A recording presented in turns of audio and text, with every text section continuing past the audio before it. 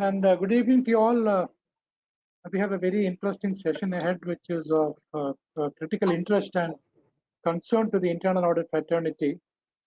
Just because we have been witnessing a spate of corporate scandals in recent years, and it's increasing trend. More and more auditors are finding themselves in the docks for a variety of reasons. A very small share of such cases could be due to the auditor's complicity, and a few can be attributed to negligence, either covert or overt.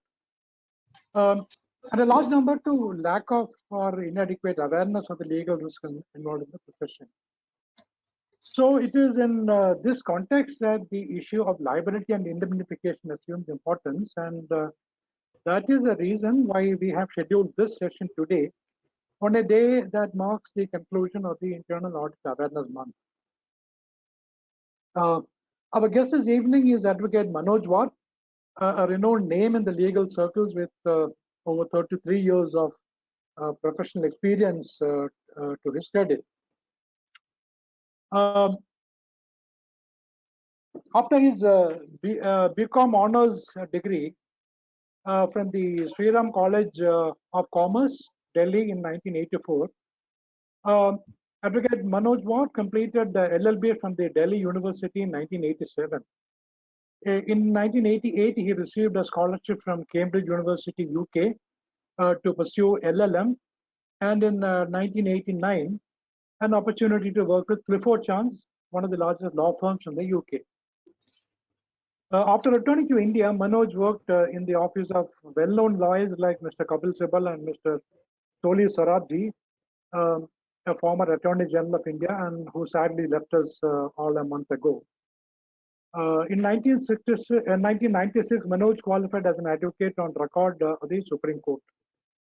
While in Delhi, Manoj has handled legal disputes in all the major courts and tribunals, like the Supreme Court, High Court, the Civil Court, and the Company Law Board, which is now the NCLT, and several other statutory bodies. Since 2000, he heads the Pune office of his law firm J.S. Wad and Company, practice in a wide range of areas that include gap analysis for labor and employment law compliance, then providing infrastructure-related legal support for establishment of businesses across India, professional assistance for a large number of domestic and international contracts, including directors and officers' indemnity contracts, M&A, legal due diligence reviews, advice on contracts and company law, forensic legal audit for investigation into corporate frauds, and so on. I can go on for another half an hour, given the far-reaching variety of areas of expertise and practice, but time constraints force me to stop here.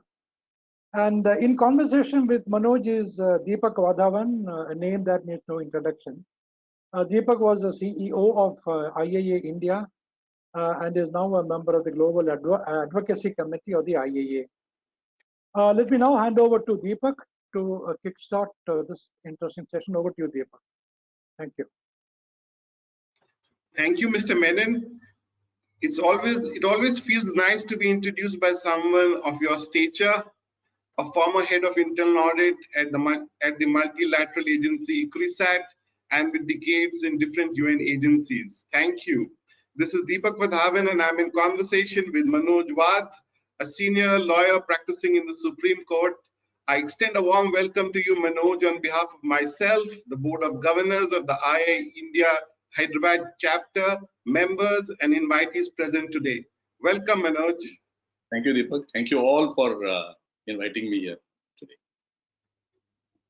You know, Manoj, I've been going through the timelines of your career journey, and Mr. Menon has just brought out some aspects. And I also find it interesting that after decades of Supreme Court level litigation and corporate law practice, you have chosen to do directors and officers indemnification advisory services as a focus area. It's relatively early days for this, and you are very well settled in the profession. You can't get better than going to the Supreme Court. So I'm curious as to what motivated you to take this pioneering step of advisory services. Yeah, so Deepak, thank you for asking this question because a little bit of background is important.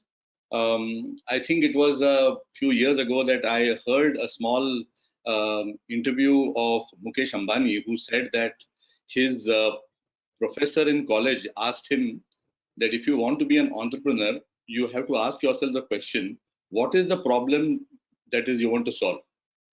So the difference between an employee and an entrepreneur, without meaning any disrespect to anybody, is the entrepreneur will think about what is the problem that exists and how can I solve it. So as you know, after having done more than about 100 cases in the company law board, I realized one thing, that whether it is the director who is initiating the legal action or whether it is the company or someone else, it is always the director, the CXO level management, and many times the auditors who are on the line. Because a company is a corporate legal entity, it is not made of flesh and blood. And that set me thinking, what are the problems that these three categories face and how I can go about trying to solve it. Now, first of all, let me make it very clear. The directors and officers indemnity agreement is not my brainchild. It is a very well-known contract in Europe and in North America. However, in India, the awareness is next to nothing. So I thought that perhaps this was the right time. 3 years ago, I thought about it. And I thought it perhaps is the right time to introduce this concept because of two very important reasons. One is a purely legal reason. The other is a socio-economical reason. So let's start with the legal reason first. The legal reason is the number of laws that are going to be applicable to companies functioning and as well as to directors, internal auditors, and the CXO level management is going to increase. This is in keeping with the global standards of corporate governance, and the governments want to keep in line with what's happening in the world. So with the increased number of laws applicable to these three categories, that is directors, CXO level management people, and auditors, the vulnerability of these three categories has increased. So that's one thing.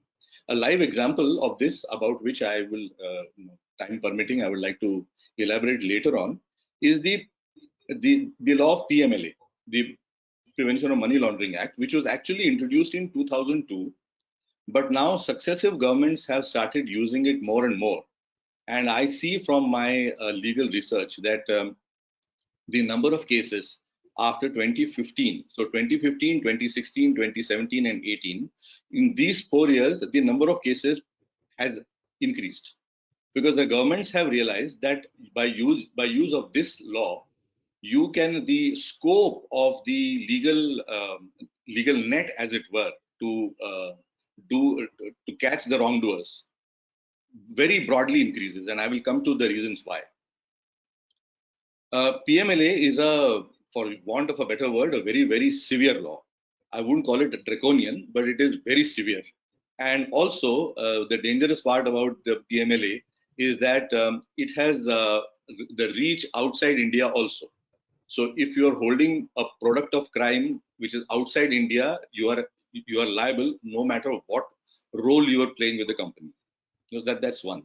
The socio-economic reason which I have observed, and I'm sure you will agree, is that in the last 15 years, the way I see the corporate India growing, there are a lot of startups and a lot of small companies which have come up, where there is a combination of young first generation entrepreneurs which sits on the board as board of directors, and these board of directors, these directors, they come from some specific geographical areas of the country. So you can say there is Punjab, there is Rajasthan, Gujarat, Maharashtra, and South India. So if you take most of the boards which I have dealt with have somebody from this one state or the other. Now, culturally, India is a very diverse country, and we all come from very varied educational, social, financial backgrounds. So what we carry to the board is also what we are. And I am assuming for this discussion that 100% of the directors are acting bona fide in the interest of the company. Nobody wants to do anything wrong. Similarly, the CXO level management and the internal auditors are all acting in the interest of the company and discharging their duty to the best of their ability. Having said that, what is in the benefit of the company, one, and whether it is falls foul of the law and which law is applicable, that sometimes we may not know. And because of that, there is an increased number of cases against companies, and when company is involved, the directors are involved. Most of the times, I would imagine, without the fault. That is my own experience with my own clients, as well as the research I have done about the case law. So that is the answer. But this got me interested in not pioneering really, but getting into an area where I thought that I should provide a very specific remedy to directors, CXO level management, and auditors for the compensation that for the injuries they suffer related to work.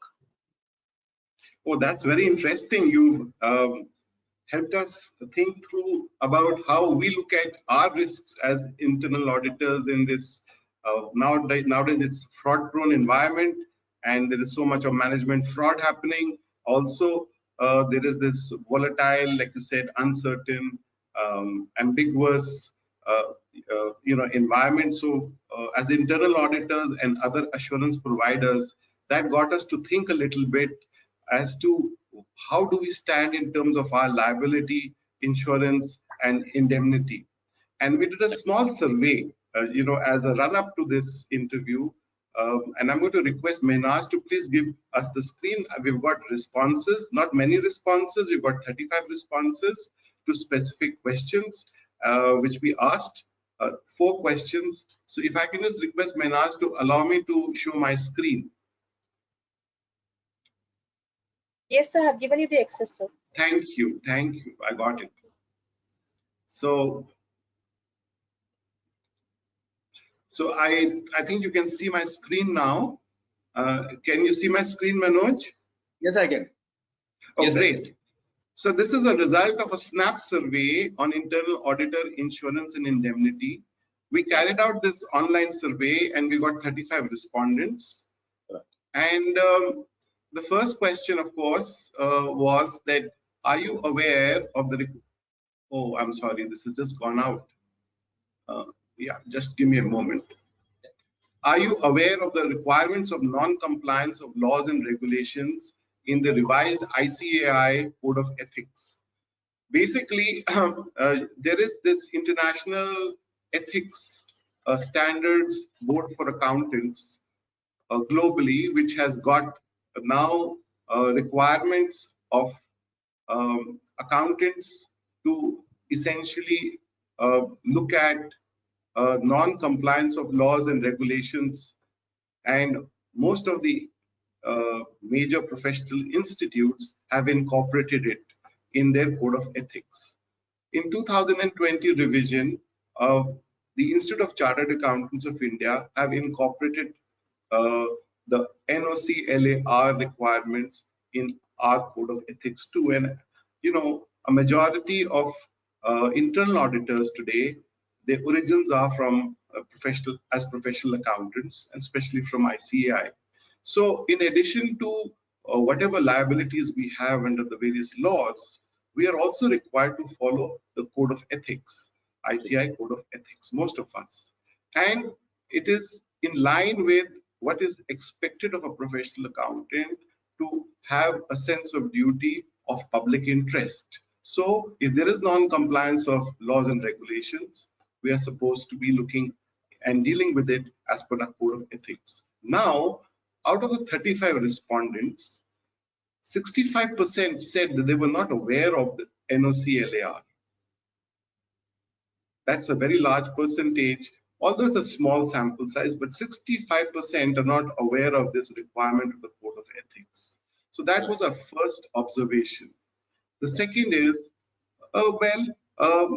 today, of course, everyone has a directors and officers insurance policy. in their companies or they're aware of it.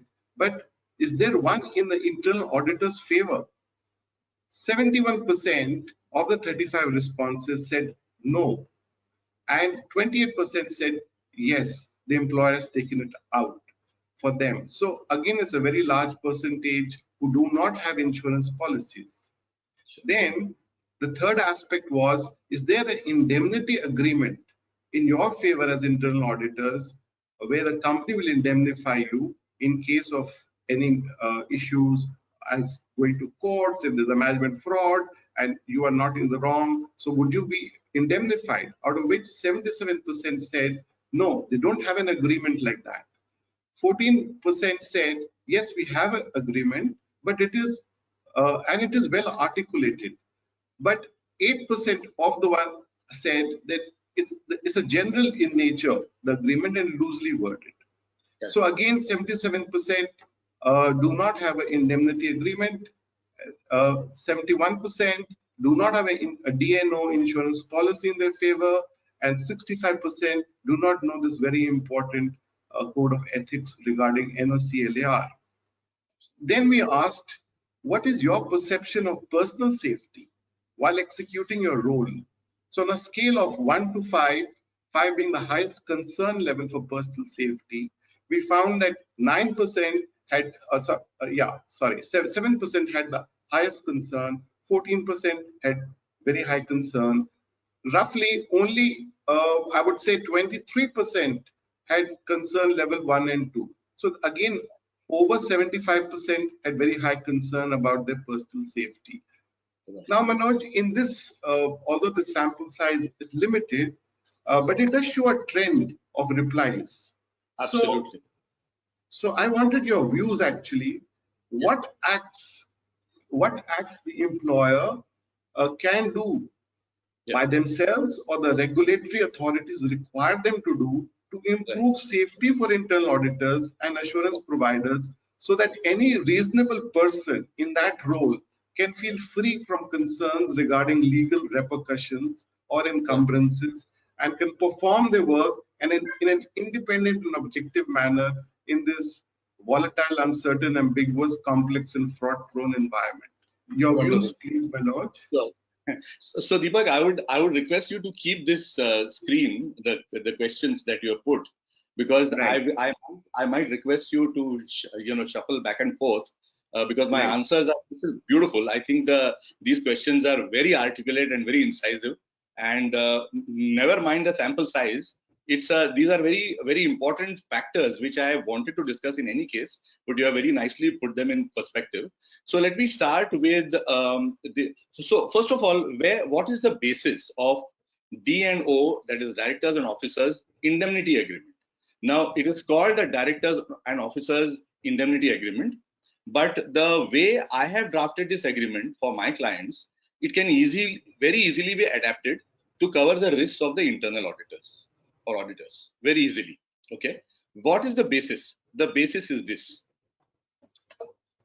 Look at a typical manufacturing company where there are blue-collared workmen and then there are white-collared executives and directors.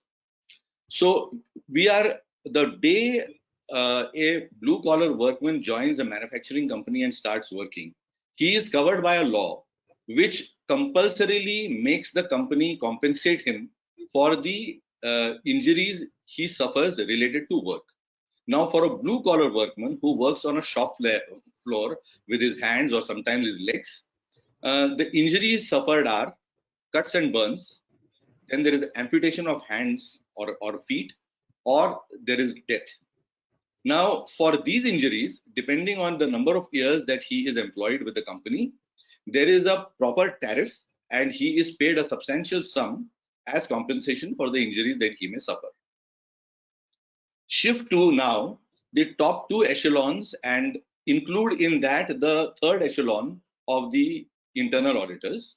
These three who would be called the white collar people, the white collar top echelons and advisors to the company. There is no law in India which compensates these three categories of people for the injuries they suffer at work. Now, somebody will say, what injuries do they suffer at work? I will tell you, all you have to do is you have to take out any business newspaper of the last 3 years, and you'll know exactly what I mean. Let us take Chanda Kocher's example. Having risen to that level, she was dismissed very, very summarily. Now, what are the injuries that directors, CXO level management, and auditors have been facing and will face more in future? First of all, anything goes wrong, they are the ones who are summoned, and I'm strictly speaking about the criminal action right now. Any criminal action that starts against a company, the first people who will be summoned to the court are the directors, the CXO level management, and the internal auditors, for obvious reasons. Now, imagine your name, the moment that happens, your name is flashed in the newspapers, it enters the internet, and the troublesome part about the internet is that the material goes in, it never comes out. So nobody is interested in reporting that such and such an auditor was prosecuted, but he has been found to be innocent of the charges. Nobody is interested in reporting that. Everybody is only interested in reporting who got prosecuted, who got jailed, who got fined. So there is loss of reputation. Third, sometimes, and I'm not saying the managements do it deliberately, this happens, it is very easy to blame the internal auditor, and therefore he or she gets blamed, the firm gets blamed. In the Tech Mahindra case, there were 3 PricewaterhouseCoopers auditors who were sent to jail. There is another case decided by SEBI in 2018, the RICO case, where the SEBI has sentenced the internal auditor once again. Now, apart from this, there are fines and there is imprisonment. So all this put together, there is tremendous amount of mental trauma that these 3 categories of people also suffer, are suffering and will suffer more. And yet, there is no law in India which, unlike for a blue-collar workman, even tries to compensate or recognizes these injuries as work-related injuries and compensates him. Now, why am I saying that these 3 categories of people need to be compensated by the company?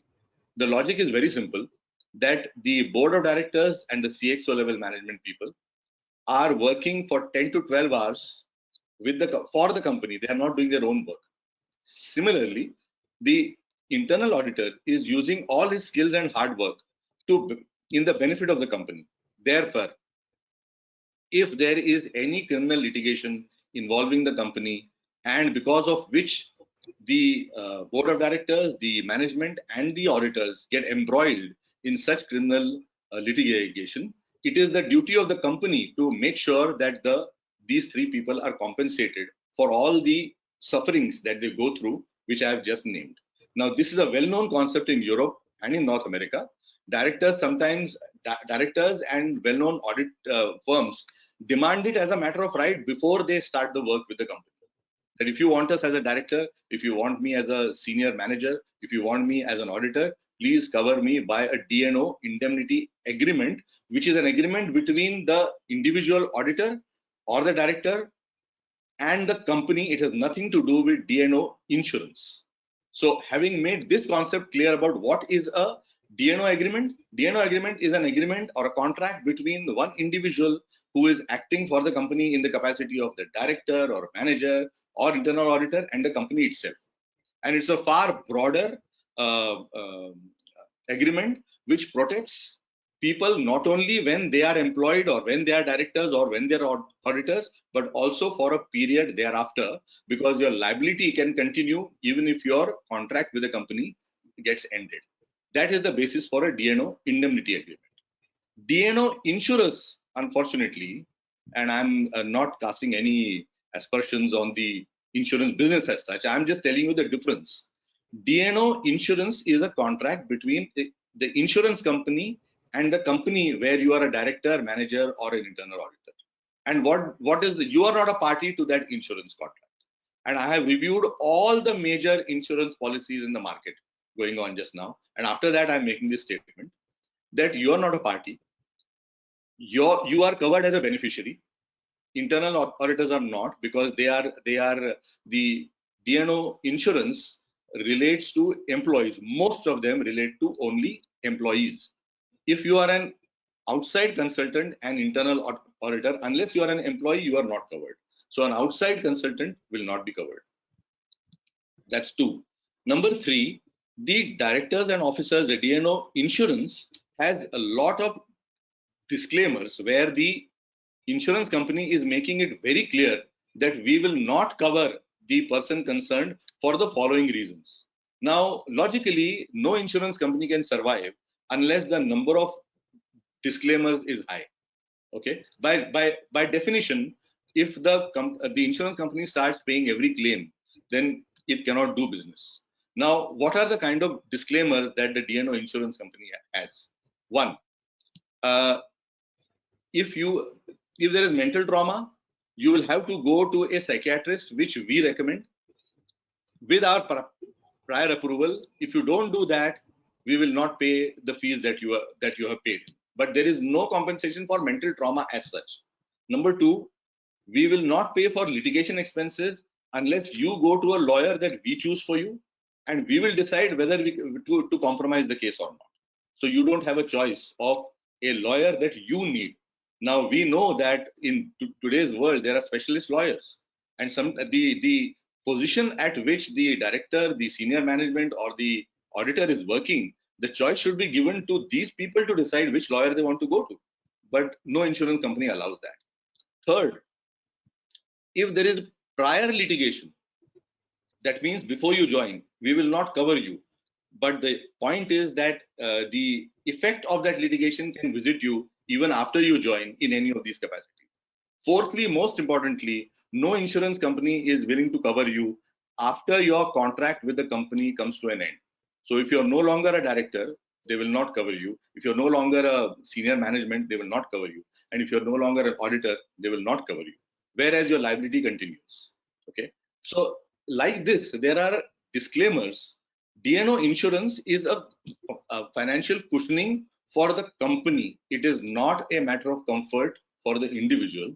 And lastly, I'm very sad to say that the cases that I have seen is that it all depends on the individual's relationship with the board of directors, because they are finally the people who will make a decision whether to extend the benefit of the DNO insurance to you or not.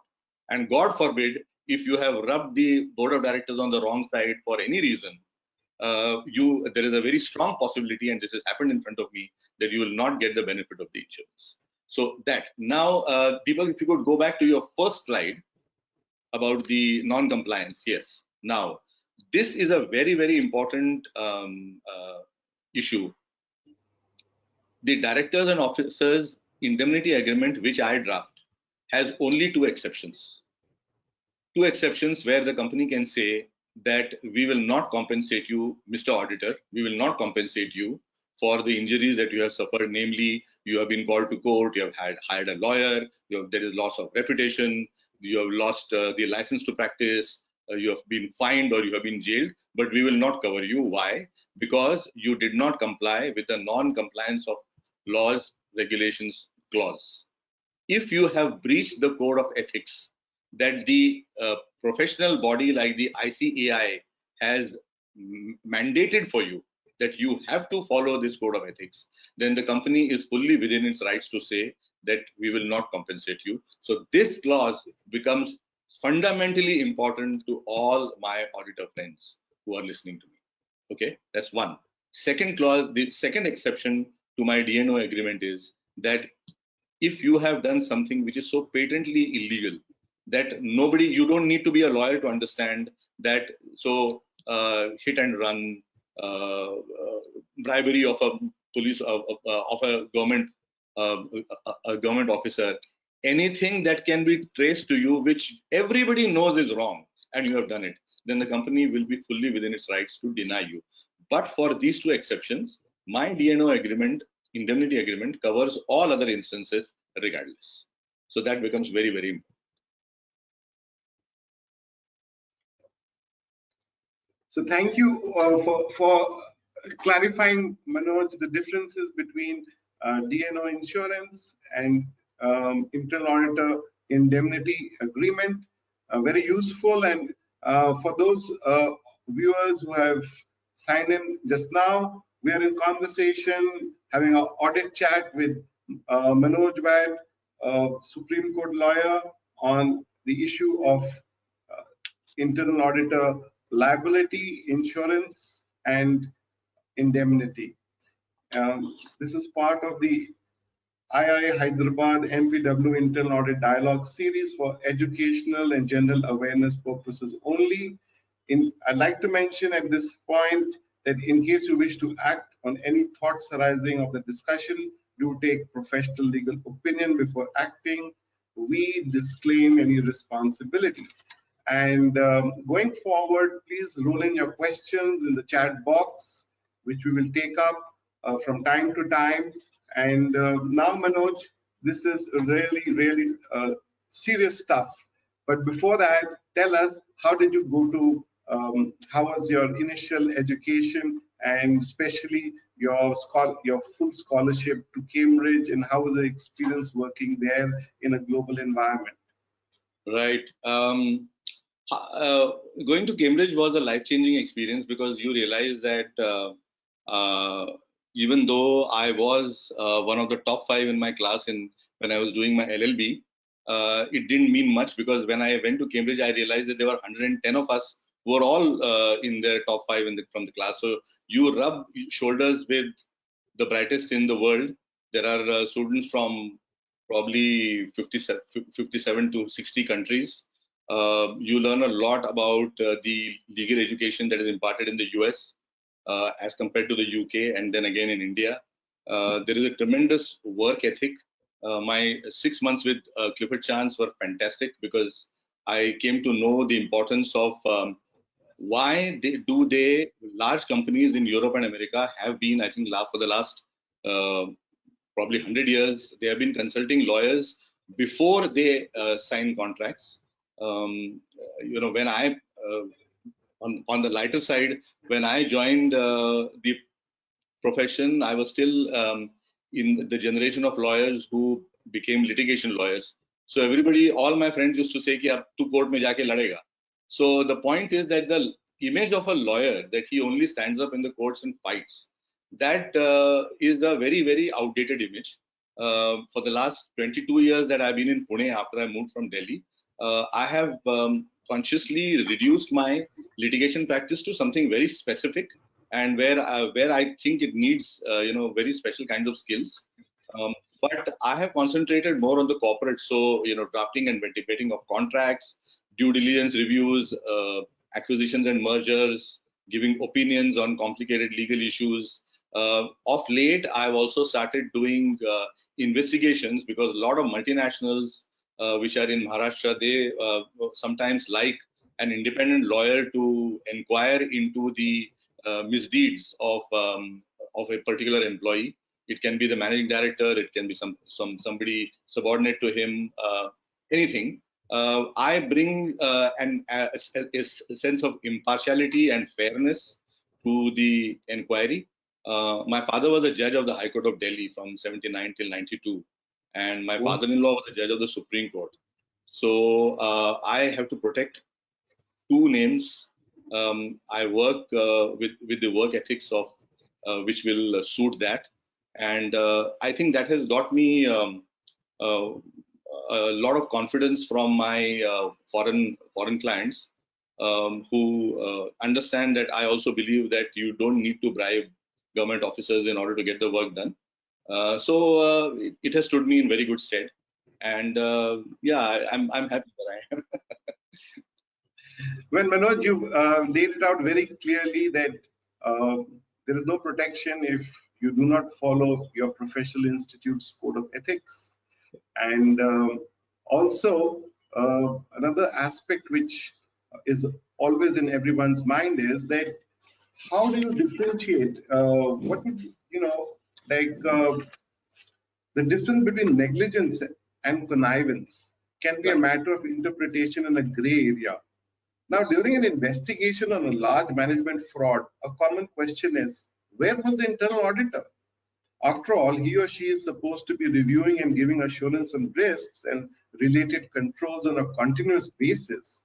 And for someone with that role, who's a trained, diligent professional and with experience, how could such an important risk be missed out? this could lead to a suspicion of the internal auditor's role as connivance and at least merits an examination. Do you think this is a legitimate suspicion, and how do you actually protect yourself when you are not really conniving? Right. So, Deepak, I think that it's a very, very legitimate suspicion. And I'm not saying this as just my opinion as an individual. I happened to mention the RICO case in just a couple of minutes ago. The RICO case is a case decided by SEBI in 2018. I will not go into the details of the case, but there the court has made exactly these observations. That how can we believe that the internal auditor did not know about what was the scale of fraud that was happening? So yes, I would like to state very specifically here that in these three categories, that is the directors, the senior management, and the auditors, the position of the auditors perhaps is the most precarious one, because negligence is something that the auditor can get away with because there is no law which punishes an auditor for negligence. But the million-dollar question is, which court will believe that the auditor is simply guilty of negligence and not connivance? So, to convince the court, because the case law doesn't support that, so the court is most likely to believe that without the connivance of the auditor, the management would not have done it. However wrong it may be, but that is the presumption, and the court has actually articulated such a presumption. So the auditors have to be extremely careful. Even if at the cost of losing a client, the whistle has to be blown. Now, the other so the connivance. Now, let me tell you, in the 2013 Companies Act, there is a section 447, which I think is a very, very dangerous section, and those of my the listeners who have at hand the Companies Act can please turn to section 447. Yes. Now, please understand that section 447 has been enforced from 2013. So prior to that, this section was not there. What does it say? It says, without prejudice to any liability, including repayment of any debt under this act or any other law for the time being in force, any person who is found to be guilty of fraud shall be punishable with imprisonment for the term which shall not be less than 6 months, but which may extend up to 10 years, and shall also be liable to fine, which shall not be less than the amount involved in the fraud, but which may extend to 3 times the amount involved in the fraud. Now, the next line is very important, provided that where the fraud in question involves public interest, you just mentioned that, when it involves public interest, the term of the imprisonment shall not be less than 3 years, 3 years minimum imprisonment. Now, the same section goes on to define fraud, and that this is an interesting definition. Fraud in relation to the affairs of the company or any body corporate includes any act or omission, concealment of any fact or abuse of position committed by any person or any other person with a connivance in any manner, with intent to deceive, to gain undue advantage from, or to injure the interests of the company or its shareholders or its creditors or any other person, whether or not there is any wrongful gain or wrongful loss. Now, you can see that what fraud covers is connivance. It does not cover negligence. So as I said, negligence by per se is not punishable. But then again, which court is going to believe that the internal auditor, who has access to all the accounts and all the financial statements, who helps make the financial statements, would not have known this? Now, section 448 is specifically relates to financial statements. It says, save as otherwise provided in this act, if in any return, report, certificate, financial statement, prospectus, statement, or other document required by or for the purpose of any of the provisions of this act or the rules made thereunder, any person makes a statement which is false in any material particulars, knowing it to be false, or which omits any material fact, knowing it to be material, he shall be liable under section 447. That means minimum sentence 6 months, sometimes 3 years.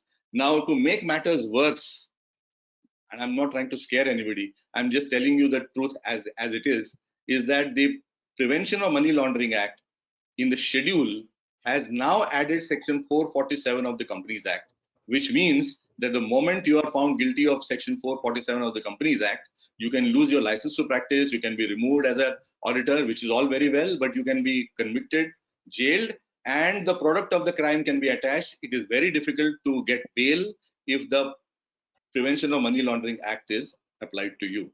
So here we are. The position of the auditor is far more precarious because of this. There are other sections of the IPC also which are applicable, the Indian Penal Code, which are applicable. But that apart, the problem is, number one, the directors and officers insurance does not cover internal auditors, and because you are an outsider to the company, as in you're not an employee, the tendency of the management, I'm not saying every management would do that, tendency of the management is to first protect itself, then take care of you. So that is an added danger to all the auditors. Deepak, shall I, sorry for interrupting, I'm afraid we are running short of time. So can we now take some questions if there are any? Okay, I just want to, Mr. Menon, I just want to add one aspect, Manoj, to what you were saying, that technical literature, technical professional literature always mentions about the best protection for an internal auditor is to exercise due to exercise competency and exercise due professional care. It's part of our principles of code of ethics. So exercising competency and due professional care, and that is our best defense. And we must have documentation to show it. However, in a typical scenario in an organization where a large management fraud has been uncovered or is under investigation, there would be significant stress and maybe even a divided board. Over here, what are the implications for officers in these situations and the internal auditor? What is the life situation, and how can the indemnity agreement protect us, especially after the internal auditor has left and has no connection with the company? He seems to be at the mercy of his past employers. We want to work fairly, but we also want to be protected. So how do we do it through an indemnity agreement? So we are running short of time. I'll answer this question very quickly in one sentence. Nobody can avoid being summoned to court. Please understand that there is no agreement which can stop anybody, any court, from summoning you. Okay. So however careful you may have been and however ethical you may have been, if the management or the company is called to court in a criminal court, the internal auditor will be called. Now, your best defense, as you rightly said, is your good conduct. But apart from that, the trauma that you will suffer in litigating or defending yourself and the expenses that you will incur, all that needs to be compensated. And the only way that can be done is contractually by a DNO indemnity agreement, which can be tweaked. And I've done that for several internal auditors. That will have to be tweaked, considering their seniority, the nature of business that the company is doing, whether there are any cross-border transactions, number of employees, number of states in which the company to which you are the internal auditor, it has operations. There are several factors. It is not a template that can be used randomly everywhere. I understand the profile of the internal auditor and the profile of the company, and then I tweak the contract to suit that particular individual. Yeah. Well, thank you with that, Manoj, for taking out time from a busy schedule and for emphasizing the importance of a strong, well-worded, and a practical indemnity agreement. And thank you, IIA Hyderabad, for this interview. We look forward to more sessions. Thank you. Thank you so much for having me. It was a pleasure talking to you all. Thank you so much. Yeah, so shall we take some questions? Sunil, can you please pass on some questions? Sure, definitely. Deepak and Manoj, thank you so much. Very insightful session. There are some questions coming in. Manoj, if I can direct them to you, please. Sure. Yeah. So the first of the questions is, correct our understanding if it is wrong, but ICAI Code of Ethics are more oriented towards practicing statutory auditors or external auditors rather than internal auditors. This is more of a clarificatory question, Manoj, if you can answer that from one of our participants. I can answer that. I can answer that, Manoj. Allow me. Well, there has been a revision.